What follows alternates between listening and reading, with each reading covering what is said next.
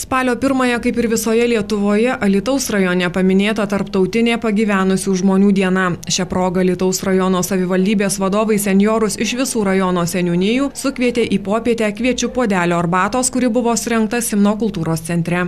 Tiesiog su jais gera būti. Ir tai neišvengiama, duok Dieve mums visiems būti senjorams ir sulaukto amžiaus, pagaliau pabendravimas, išmintis ir visada su jais gera nuotaka tiesiog. Ir kita vertus mes matom, kad ir jiems tiesiog linksma nuo to. Vienas kitą pamato, daug metų nematę. Tiesiog, man atrodo, tai yra abipusis toks geras ryšys ir visi gaunam gerą užtaiso.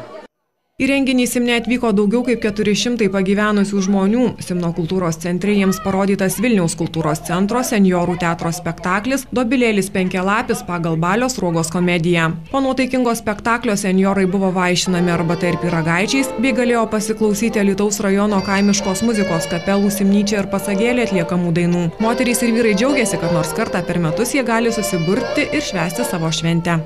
Teigiamai vertinu, nežinau, kieno čia iniciatyva. Bet man labai patiko ir labai vertinu, ir kad dažniau tokių būtų. Patinka, kaip senuko, kaip sako, užėjti yra laiko praleisti, kaip sako, tam tikras laiko tarpas. Tai jau įdomaus pasižiūrėti šitas spektaklis, kaip čia pavadyti, vėl padainuoja, kaip sako, pašoka. Įdomu pažiūrėti. Labai patiko tokias, kad gundomos kalbas ėjo ten. Aš net praktikavau, klausiausi labai man.